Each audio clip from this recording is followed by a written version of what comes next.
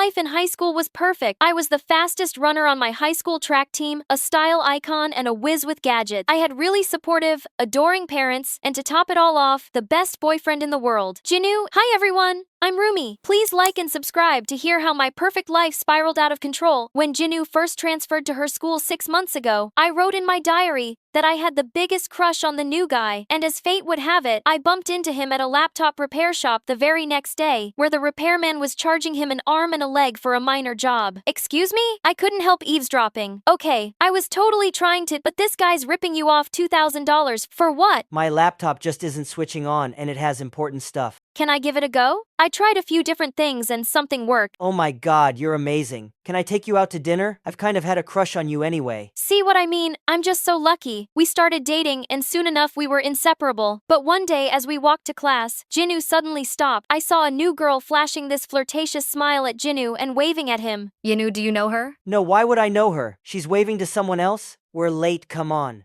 All day long, Mira kept staring at Jinu. It was really annoying. But then at the end of the day, everything changed. I spotted Jinu and Mira talking and I hid behind a wall to listen. I told you the answer is no. I can't go back. I left that world behind forever. But the agents, she needs you. Please, I can't do this without you. If you do this, I'll never contact you again. I promise. Okay, fine, let's meet at our old spot. But listen, Mira, after this, we're through. Old spot? And just this morning, he said he didn't even know her. What a liar! Mira walked off and I jumped in front of Jinu, making him shriek. Rumi, how long have you been here? Long enough. Look, it's not what you think. She's my dentist. She needs to check my teeth one last time. Oh, save it, Jinu. You lied to me before and you're doing it again. Go have fun with Mira because I'm done. Jinu called after me, but I just kept walking all day. Jinu kept trying to get in touch, but I ignored him. A week later, as I walked home from school, Jinu popped out of a bush looking like a hot mess. Rumi, please wait. I'm sorry. Just hear me out. Only if you don't tell me stupid lies. Fine. You want the truth? Okay, here goes Rumi. I used to be a spy before I transferred here. Mira was my partner, and she wants me to go on a mission with her. A high school spy? I said. No more stupid lies. I swear, I'm telling the truth. The agency needed someone our age to investigate a teacher who was secretly a criminal, so they recruited Mira and me. The operation was so successful that they made us agents and sent us on more missions. I'm sorry I didn't tell you, but it was for your own protection. You have to trust me. Okay, if that's the truth, then take me on your mission with Mira so I can see for myself. I can't. It's way too risky. Sorry, but I won't do anything that puts you in danger. Please just stay out of this. He kissed me on the cheek and left. But if he thought I was just going to sit back and believe him so easily, he was so wrong. So I followed Jinu and saw him meeting Mira there. Mira almost saw me, but at the last second I ducked out of sight. But just then I felt a hand pat on my shoulder. When I spun around, I was totally shocked. It was a stranger with the most amazing eyes I had ever seen. You need to be more careful. Jinu isn't who you think he is.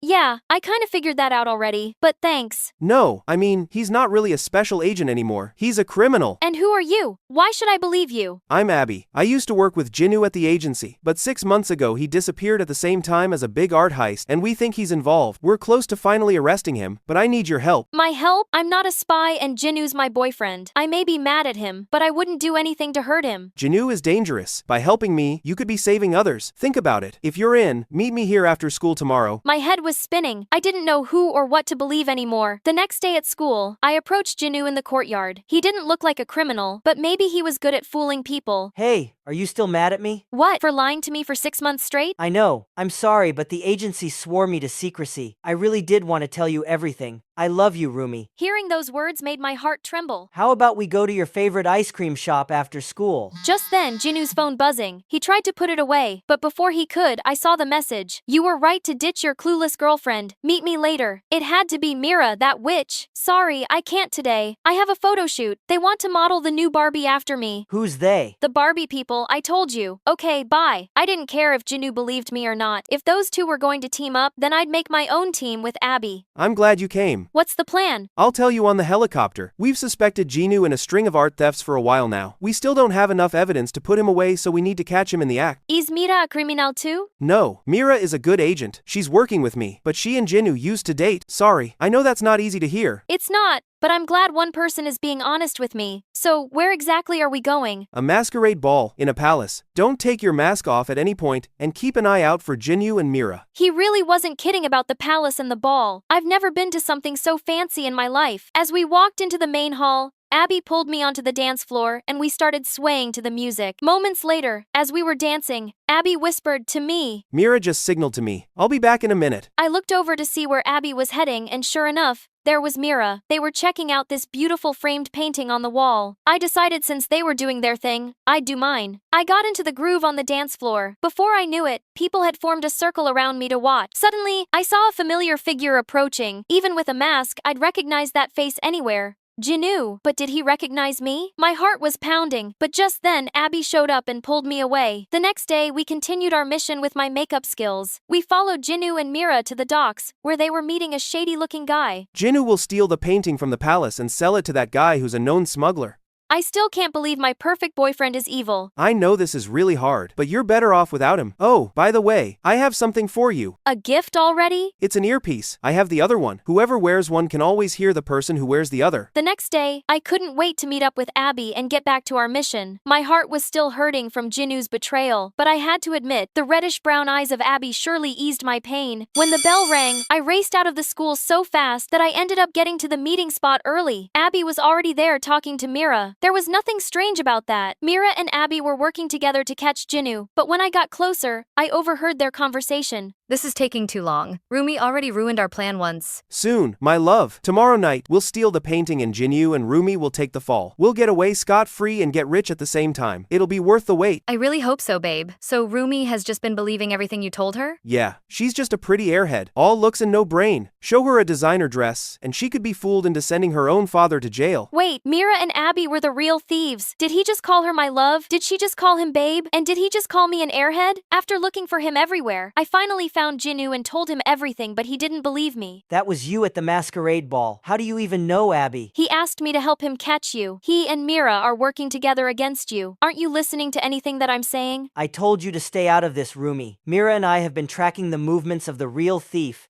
and she would never betray me. And Abby is also a good agent. He's probably Mira's backup and you misheard something. Let us do our jobs and it's pretty uncool of you to be making up this whole story out of jealousy. I'm trying to save you, you moron. You're just going to the spots Mira wants you to go to so she can frame you later. But you know what? Do whatever you want. Go to jail for oh, I care. I stormed away and left Jinu standing there. At school the next day, I was feeling completely lost. Two evil criminals were trying to frame me and my stupid, stubborn boyfriend who didn't believe me. How was I going to get out of this? They were professional thieves, and I'm just me. Hold on. I'm me. I started to cook up a little plan of my own. During a break, I snuck out to Jinu's car and tuned the radio to the same frequency as the earpiece Abby had given me. After school, I met Abby at our usual meeting spot. I missed you yesterday. Sorry, I had a stomach bug I was throwing up over and over like a waterfall, but I'm ready to help again. Can we go over the details one more time? Oh, and don't forget to put your earpiece in. I just like knowing we're connected. We're heading back to the palace now. Jinu's planning to steal the painting tonight, and we're going to catch him in the act. We've got our backup ready to arrest him as soon as he takes the painting. Suddenly, our earpieces started to play a song. Jinu must be messing with the radio. What is that? I think it's a great song, right? Always makes me want to dance. Why is it playing in my earpiece? Just some mixed signals, I guess. Just then, Mira appeared with an evil look in her eye.